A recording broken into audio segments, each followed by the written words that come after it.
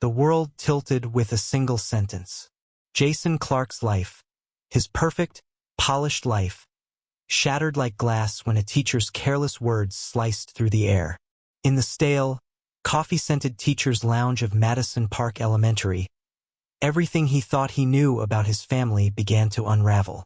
Jason, a 38-year-old architect with a knack for designing eco-friendly homes, had always believed his life was a well-crafted blueprint.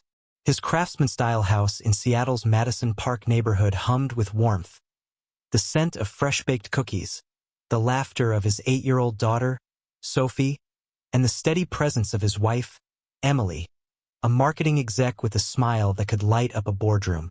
They were the family neighbors envied. Sunday barbecues, holiday cards with matching sweaters, a life that screamed stability. But on that crisp October evening, stability turned to quicksand. The parent-teacher conference was supposed to be routine. Sophie's third-grade teacher, Ms. Campbell, a kind woman with a knack for spotting talent, flipped through a stack of Sophie's drawings. Rainbows, puppies, a lopsided Eiffel Tower. "She's got such a gift," Ms. Campbell said, her eyes crinkling. Then, almost as an afterthought, she added, "And it's so sweet how Emily's new boyfriend picks her up from school. He's so attentive with Sophie." Jason froze. The styrofoam coffee cup in his hand felt like it weighed 100 pounds. Emily's boyfriend? His wife, who texted him heart emojis from late-night client dinners, who kissed his cheek every morning before rushing to her tech firm, had a boyfriend? The word echoed in his skull, alien and sharp. He managed a nod, a tight smile, even a chuckle, but inside, something cold and mechanical clicked into place. It wasn't anger, not yet. It was clarity, like the moment a building's foundation reveals its first fatal crack. He drove home in a daze, the Seattle skyline blurring into streaks of neon and rain. Sophie sat in the back seat, humming a Taylor Swift song, her sneakers swinging, her purple backpack clutched tight. In the rearview mirror, her innocence was a punch to the gut. She was untouched by whatever storm was brewing, and Jason swore then and there to keep it that way. He pulled into their driveway, helped Sophie out of the car, asked about her day, her drawings, her favorite cafeteria snack, chicken nuggets always. But his mind was elsewhere, replaying every late night Emily had blamed on work, every vague excuse, every time she dodged his gaze. "Work's insane right now, Jace," she'd say, her voice honey-sweet. "Just a big project launch." Or, "I'm exhausted, hon." "You're imagining things." Imagining things. The phrase gnawed at him now, a taunt. Was he imagining the distance in her eyes? The locked phone she never left unattended? Or was he finally seeing the truth? That night, Emily was in the shower, her off-key rendition of a pop song drifting through the bathroom door. Steam curled into the hallway, and Jason sat on the edge of their bed, staring at her leather purse, a monogrammed gift he'd given her for their 10th anniversary. It sat on the dresser, unzipped, almost daring him to look. His fingers twitched. He wasn't the type to snoop. He'd built his career on trust, on precision, on believing people were as good as their word. But trust was a luxury he could no longer afford. He reached in. Wallet, lip gloss, a half-empty pack of mints. Then, buried beneath a tangle of receipts, a second phone. Cheap, scratched, the kind you buy at a gas station. His pulse thudded in his ears as he powered it on. No password. Sloppy, almost insulting. The screen lit up with a text from someone named Trevor. "Miss you, babe. Can't wait to ditch this clown and sail off on our yacht, face blowing a kiss." Jason's breath caught. Yacht? Clown? He scrolled, each message a dagger. Trevor, a fitness trainer with a gym rat vibe, wasn't just Emily's fling. They were plotting. Emily was drafting divorce papers, planning to claim half of Jason's $4 million in savings. Money he'd earned designing sustainable high-rises. Trevor was already spending it in his head. A boat, a condo, a fitness empire. The worst blow came with a photo. Trevor, all smug grin and fake tan, holding Sophie's hand in the school parking lot. Caption: New daddy reporting for duty. Jason's vision blurred, not with tears but with a surgical focus. He put the phone back, closed the purse, and sat still as Emily emerged from the shower, wrapped in a towel, humming like the world was hers. "Hey, Han," she called, oblivious. "Can you set the alarm? I'm beat." He smiled, the kind of smile that hides a storm. "Sure, Em. No problem." But sleep didn't come that night. Not from heartbreak or betrayal, but from a clarity so sharp it cut through the fog of his old life. Emily thought she was the predator, weaving a trap with her lies and charm. She didn't realize she'd just awakened a hurricane. And Jason Clark wasn't the kind of man who'd let his family, or his future, be stolen without a fight. Betrayal has a sound. It's the soft hum of a second phone buzzing with lies, the faint creak of a life unraveling. For Jason Clark, that sound was deafening, echoing through the quiet of his Seattle home as he uncovered the depth of Emily's deception. The morning after finding the burner phone, Jason woke before dawn, the weight of Trevor's texts, new daddy, yacht, clown, burning behind his eyes. Emily slept beside him, her breathing soft, her face serene, as if she hadn't spent months plotting to gut their marriage. He slipped out of bed, careful not to wake her, and stood in the kitchen, brewing coffee so strong it could have peeled paint. The house was still, save for Sophie's gentle snores upstairs. That stillness was a lie, a fragile veneer over the chaos Emily had invited in. Jason wasn't a man to act on impulse. His career as an architect demanded precision, every beam, every angle calculated to withstand storms. Now he'd apply that same rigor to protect his daughter and his future. Confronting Emily was tempting, but it would tip his hand. No, he needed evidence, a foundation so solid no lawyer could crack it. He needed to know how deep this betrayal ran. By 7 a.m., Sophie was up, her backpack slung over one shoulder, chattering about a school project on endangered whales. Jason drove her to Madison Park Elementary, forcing a smile as she waved from the sidewalk. But his eyes scanned the parking lot, half expecting to see Trevor's smug face. No sign of him, yet. Back home, Emily was already gone, leaving a post-it note on the fridge. Client meeting, back late. XO. The XO felt like a taunt. Jason didn't waste time. He called Caitlin Reed, a private investigator he'd met years ago during a corporate dispute over a mismanaged building contract. Caitlin was a bloodhound in a leather jacket, discreet and ruthless, with a knack for digging up truths people buried deep. "I need you to tail someone," Jason said, his voice low. "My wife, and a guy named Trevor. I'll send you what I've got." Caitlin didn't ask questions. "Give me 48 hours, she said. "You'll have answers." Next, he contacted Mark Sullivan, a forensic accountant who could trace money like a hunter tracking game. Mark's voice was all business over the phone. "Send me account details. If there's a leak, I'll find it." Jason emailed him access to their joint accounts, along with a screenshot of Trevor's text about the yacht. If Emily was funneling money, Mark would sniff it out. That afternoon, while Sophie was at art club, Jason sat in his home office, the burner phone's contents seared into his memory. He hadn't touched it again, too risky with Emily around, but he cloned it using a trick he'd learned from a tech-savvy colleague. Every text she sent or received now forwarded to a dummy email he'd set up. It was legal, barely, and it gave him a front-row seat to her double life. The texts poured in like poison. "Trevor, babe, booked a weekend at the lake house. Your card, obs. Winking face with tongue Emily. You're bad. Can't wait." Another from Trevor. "Once you file, we're set. Half his cash, our rules." Emily's reply chilled him. "He's too boring to fight. By Christmas, we're free." Free. The word twisted in Jason's gut. Free from him, from Sophie, from the life they'd built.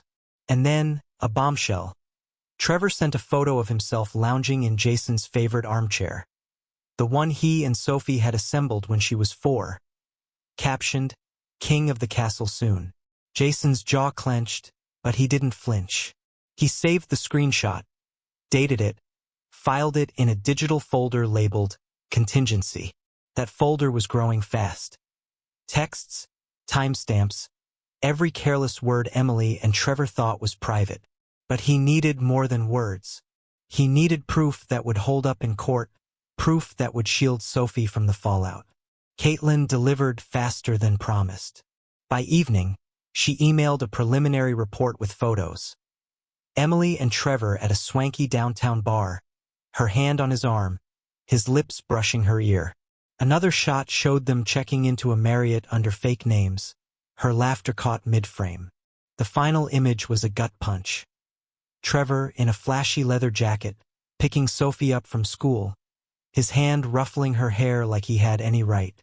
Jason stared at that photo until his screen dimmed, his daughter's trusting smile a silent plea to protect her. Mark's findings hit even harder. At 9 p.m., he called with a voice like gravel. "Your wife's been busy," he said.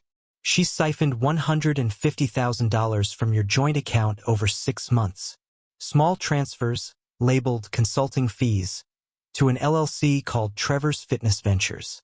No real business activity, just a shell for his car payments and a down payment on a condo." Jason's blood ran cold. "There's more," Mark added. "Trevor's got a rap sheet. Fraud conviction in Nevada 2018. He's using Emily to bankroll his comeback." The pieces snapped together. Emily wasn't just cheating.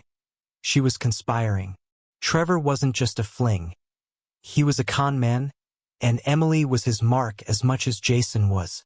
But that didn't absolve her. She'd chosen this path, chosen to betray her family, to let a stranger play daddy to Sophie. And now she'd pay for it. Jason didn't sleep. He sat in the garage, the door cracked to let in the damp Seattle air, scrolling through the cloned texts. Trevor's arrogance was staggering. "We'll sell the house, move to Miami. You're the queen, I'm the beast." Flex biceps. Emily's replies were giddy. "Can't wait to start fresh. He's holding us back. Holding them back." Jason, who'd paid for her MBA, who'd stayed up nights with Sophie when she had fevers, who'd built their life brick by brick, was the obstacle. But the final text that night stopped him cold. Trevor to Emily. "If he gets nosy, I'll tell Sophie her dad's a loser. Keep him in line." A threat, not just to Jason but to his daughter. That was the line Trevor shouldn't have crossed. Jason closed the laptop, his mind no longer racing but focused, like a laser locking onto a target. Emily thought she was pulling the strings. Trevor thought he was untouchable. They were wrong. By morning, Jason had a plan. Not a reckless outburst, not a shouting match, but a surgical strike. He texted Caitlin, "Keep digging. I want everything." To Mark, "Trace every cent, build a paper trail." Then he called his banker, Vincent, a Brit with a voice like polished steel. "I need to move assets," Jason said. $4 million liquid into a trust for Sophie. No marital access. Vincent didn't blink. "I'll have the paperwork by noon." Emily came downstairs at 7:30, her lavender shampoo scent trailing her. She kissed the top of Jason's head, oblivious to the storm brewing beneath his calm exterior. "Big day at work," she chirped, grabbing a smoothie from the fridge. "Don't wait up." He smiled, buttered her toast, played the dutiful husband. But as she walked out the door, he was already 3 moves ahead. The game had begun. Emily and Trevor thought they were writing the story, casting Jason as the fool who'd fade quietly into the background. They didn't know he was rewriting the script, line by devastating line. And when the curtain fell, it wouldn't be a gentle fade to black. It would be a reckoning. Revenge is a blueprint, not a tantrum. Jason Clark wasn't building a scene to tear Emily down. He was constructing a fortress to protect Sophie, brick by calculated brick. In the dim glow of his Seattle garage, with the night air sharp and the cloned texts burning in his mind, he began to lay the foundation for a reckoning. The discovery of Trevor's threat to poison Sophie's mind against her own father had flipped a switch in Jason. This wasn't just about betrayal anymore. It was about survival. Emily and Trevor weren't content to steal his money or his marriage. They wanted to rewrite his daughter's world, to paint him as the villain in her story. That was a line Jason would never let them cross. By dawn, his resolve was steel. He'd dismantle their plans so thoroughly they'd never see it coming. He started with the money. At 9 a.m., Vincent, his banker, called to confirm the transfer. "4 million, secured in a trust for Sophie," Vincent said, his British accent crisp. "No marital access without dual consent. Locked until she's 21. All legal, per your prior authorizations." Jason exhaled. The trust, set up 2 years ago when Emily had laughed off his paranoia, was now a vault Emily couldn't touch. Half their savings, his life's work, was safe. But this was just the first move. Caitlin Reed, the private investigator, sent an update by noon.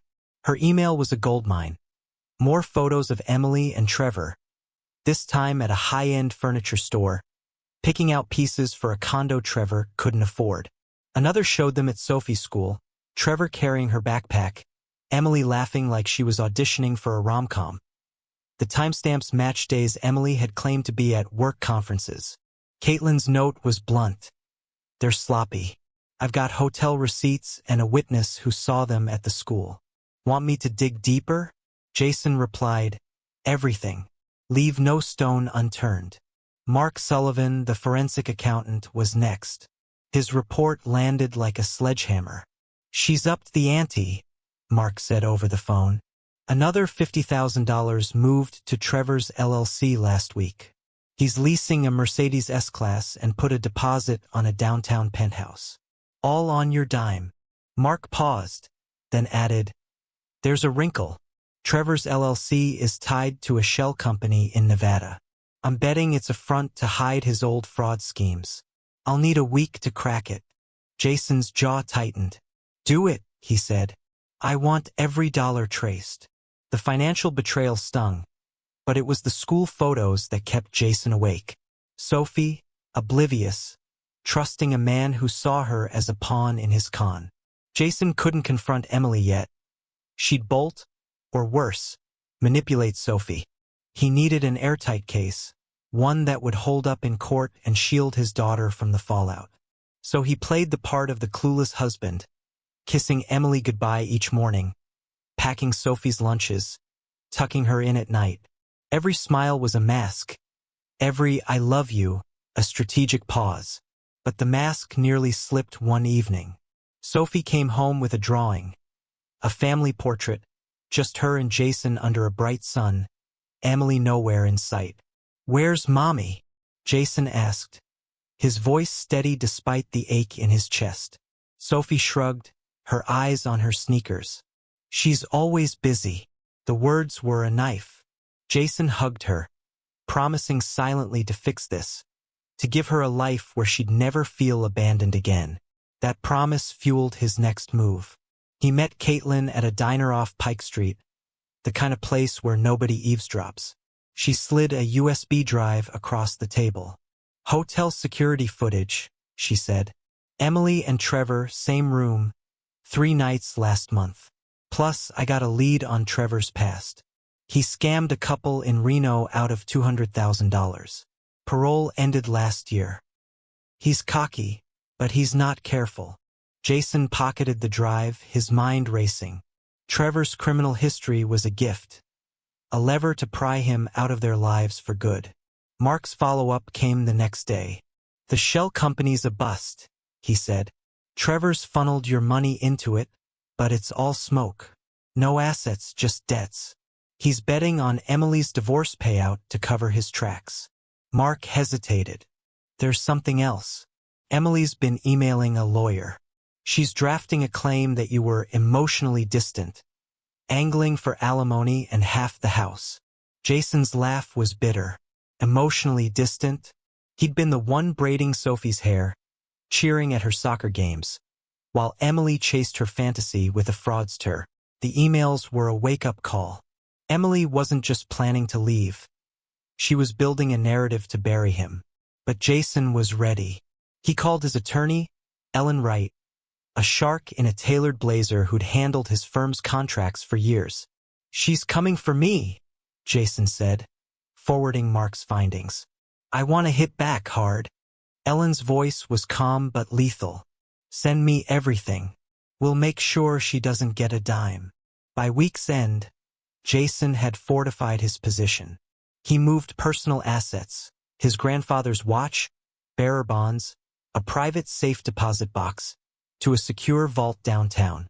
He cloned Emily's burner phone again, capturing new texts, Trevor boasting about their future in Miami, Emily promising to handle Jason, and then a curveball.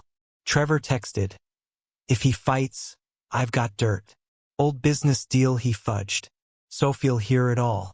Jason's blood ran cold. Trevor was bluffing. Jason's deals were clean. But the audacity of threatening Sophie again lit a fire he couldn't douse. He didn't lash out. Instead, he leaned on an unexpected ally. Miss Campbell, Sophie's teacher, called him after noticing Trevor at school too often. "It didn't feel right," she said, her voice tight. "Emily said he's a family friend, but Sophie seems uneasy." Jason thanked her, his gratitude fierce. Miss Campbell's statement, recorded by Caitlin, became another brick in his case. Proof Trevor's presence was disruptive, potentially harmful. As Emily hummed through her days, oblivious, Jason's plan took shape. He wasn't just gathering evidence, he was building a trap. Every text, every receipt, every photo was a steel beam in a structure designed to collapse on Emily and Trevor. They thought they were scripting a heist with Jason as the clueless Mark. They didn't know he was the architect, and his design was flawless. One night, as Emily slept, Jason sat in his office, the USB drive in hand. He watched the hotel footage.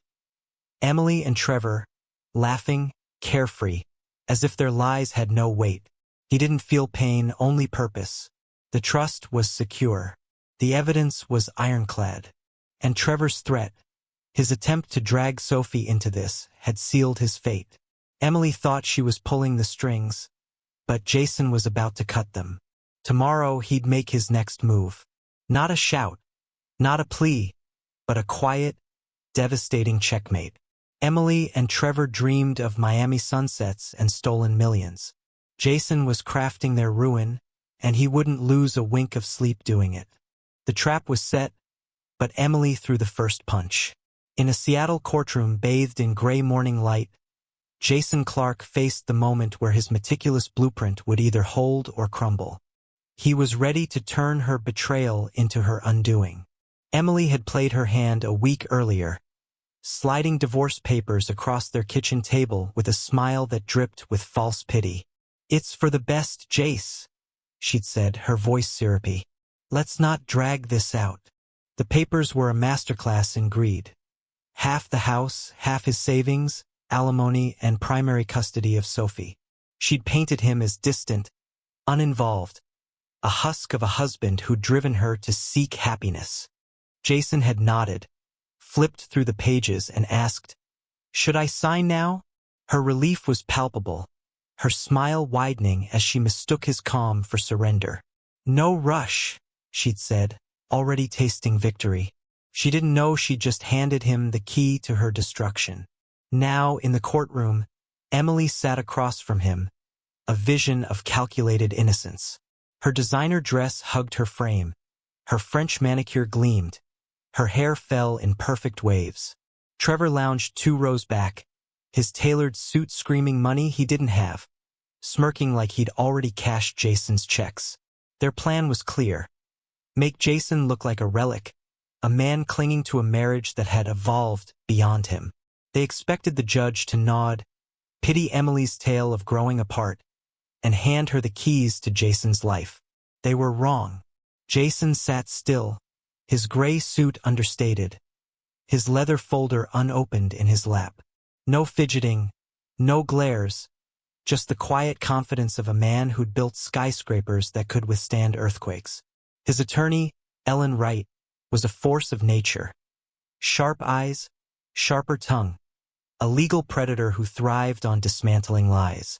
Beside Emily, her lawyer, a young hotshot fresh from law school, whispered frantically, sensing the air shift as the hearing began. The judge, a woman with steel-gray hair and a no-nonsense gaze, opened with a question that landed like a grenade. "Mrs. Clark," she said, "are you aware that your actions have jeopardized marital assets and involved extramarital financial misconduct?" Emily blinked, her smile freezing like a cracked mask. The courtroom went silent, the weight of the words sinking in. This wasn't the script she'd rehearsed. Her lawyer scrambled, flipping through papers, but the judge didn't wait. "Incorporate Exhibits 1 through 38 into the record," she ordered. Ellen rose, her voice cutting through the stillness. "Your Honor, we have evidence of adultery, asset dissipation, and conspiracy to defraud." She presented a mountain of proof, each piece a brick in Jason's fortress.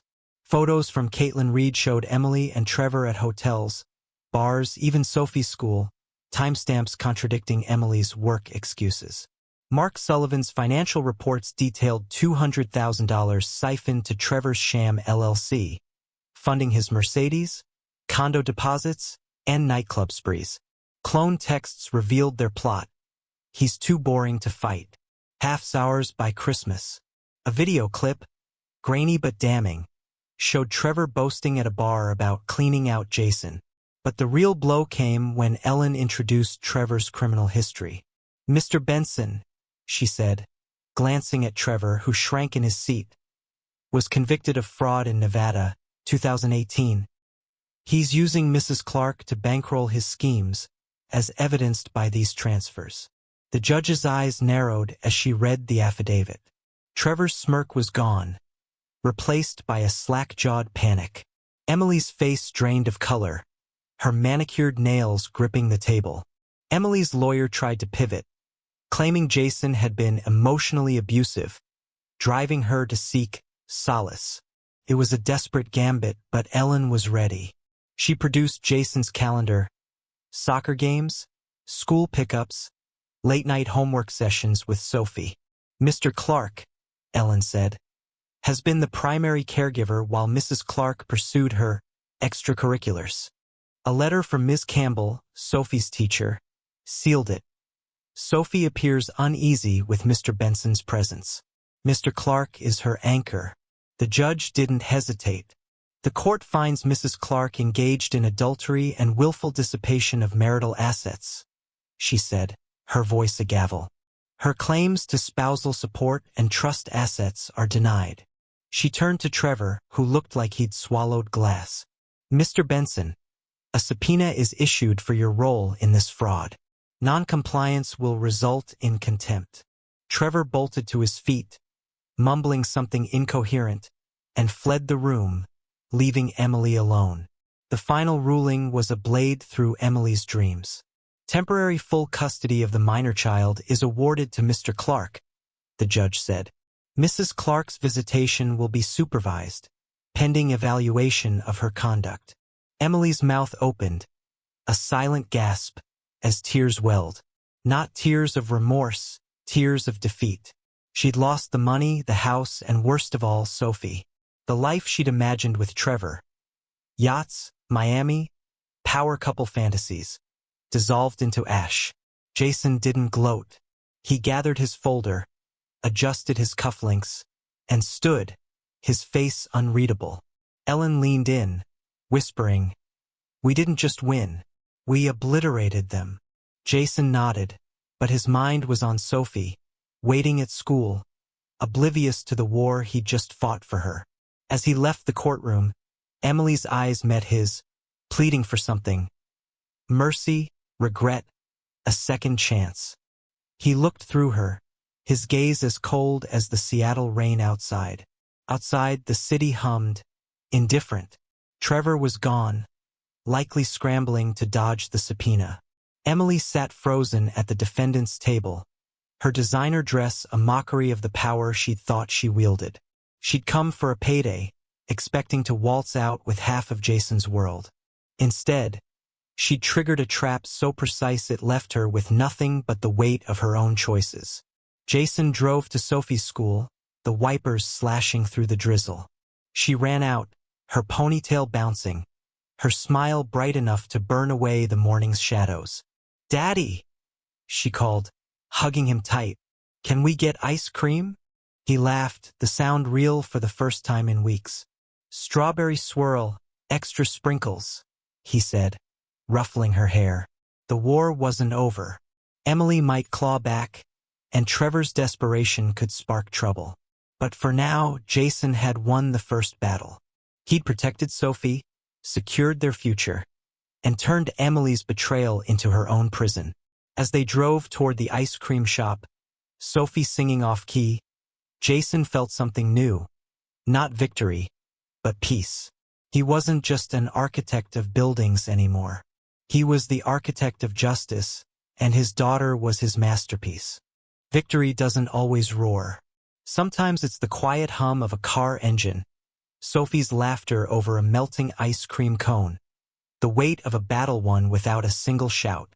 For Jason Clarke, the Seattle skyline fading in his rearview mirror marked not just the end of Emily's betrayal, but the beginning of a life rebuilt on truth.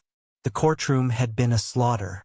Emily's carefully curated facade, designer dresses, crocodile tears, tales of a stifling marriage, had collapsed under the weight of Jason's evidence. Trevor's smug grin had vanished with the judge's subpoena, his dreams of Miami condos and yachts evaporating as he fled the room.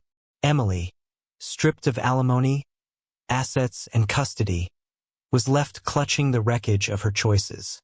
But for Jason, the real triumph wasn't her defeat. It was the promise he'd kept to Sophie, to shield her from the storm and give her a home where love wasn't a lie. The weeks that followed were a reckoning.